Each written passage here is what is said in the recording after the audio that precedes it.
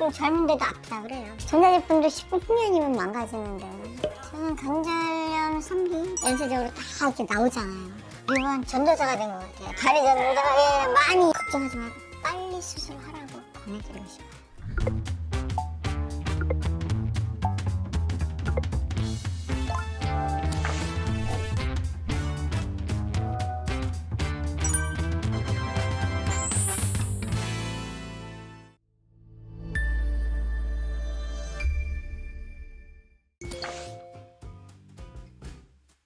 네, 안녕하세요. 저는 뉴욕에서 온 61세 주부라고 합니다. 흰다리 때문에 일단 옷 입는 게 다리 모양이 안 좋으니까 아무래도 그런 걱정, 그다음에 이제 관절염 때문에 다리가 오랫동안 아팠었어요. 연골이 다 닳아서 한 10분 이상을 못 걸었었어요.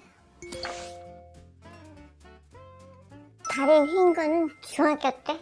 그때는 어렸으니까 조금 말라 있어서 그냥 혀구나 정도지 이렇게 심하다고는 생각을 안 했었어요. 통증은 한 시운 넘어서 그래서 아파오기 시작했어요. 걸을 때.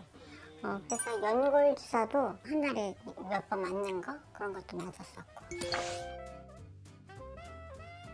있죠. 있는데 비용이 만만치가 않죠. 네, 여기도 비싸긴 해도 그래도 거기는 생각지 못할 정도로 크게 비용이 세죠. 일단은 여러 유튜브를 보니까 신뢰도가 많이 이렇게 찾아보고 했다는 거는, 그리고 수술 경험이 많았다는 거는 경력이 그만큼 많다는 게 느껴지고, 저도 임시예요. 안녕하십니까.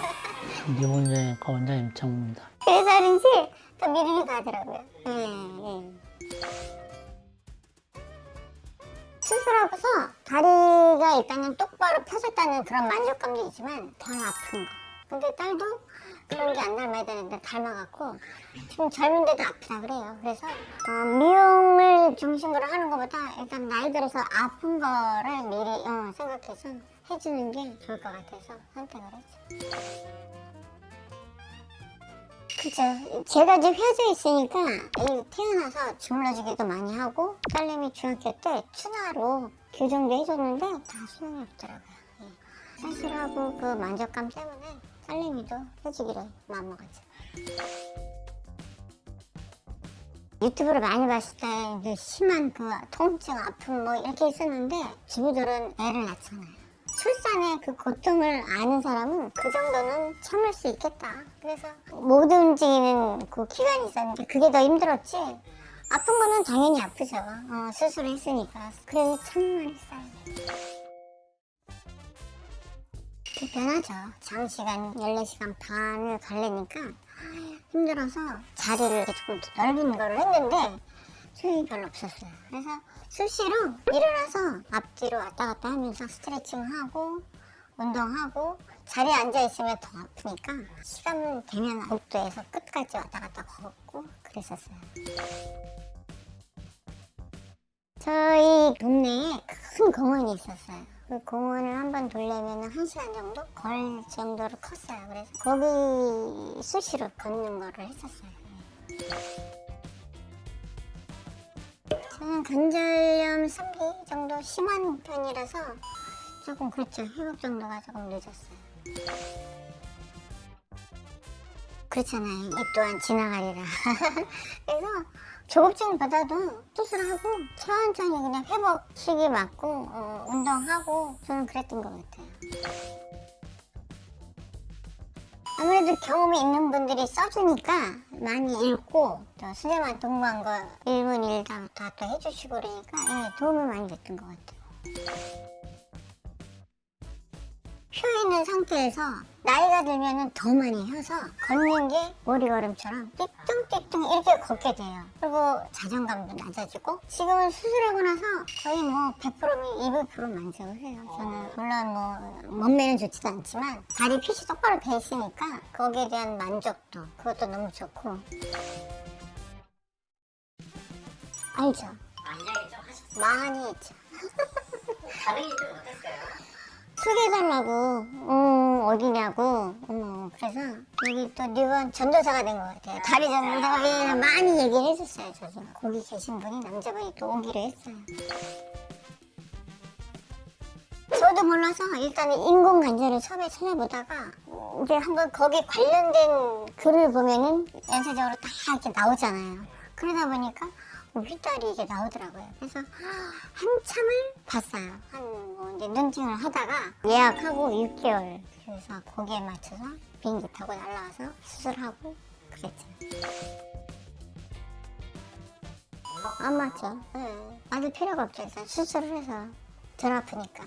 근데 거기에 걸맞게 내가 아끼면서 써야죠. 전자제품도 10년이면 망가지는데 우리 몸을 평생 썼는데 안 망가질 수가 없잖아요. 그러니까 수술했다 그래서 뭐 자만하지 말고 더 아껴서 써야 될 것 같아요. 아무것도 아니죠. 그 흉통?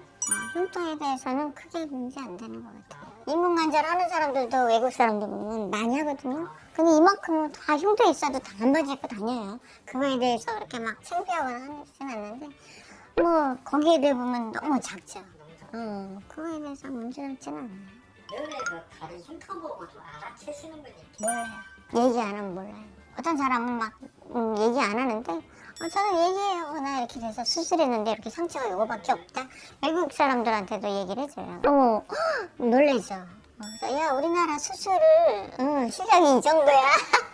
자랑 삼아 얘기도 하고. 근데 외국 사람들 같은 경우는 여기도 그렇잖아요. 수술하면 무릎에 이만큼을 거의 한 20cm 정도로 수술 자국이 남는데 저희는 해봤자 뭐 3, 4cm 되니까 그 수술 자국에 대해서도 크게 문제 삼진 않아요.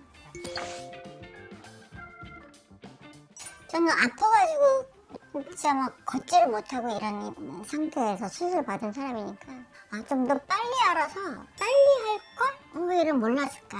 이렇게 고생하지 않고 미리 알았으면 할걸. 그래서 딸도 나이 들어서 고생할 바에는 빨리 해서 이쁜 다리도 짧은 치마도 입히고 싶고 빨리 결정한 거죠. 그래서 아프시면 걱정하지 말고 빨리 수술하라고 권해드리고 싶어요. 그렇죠.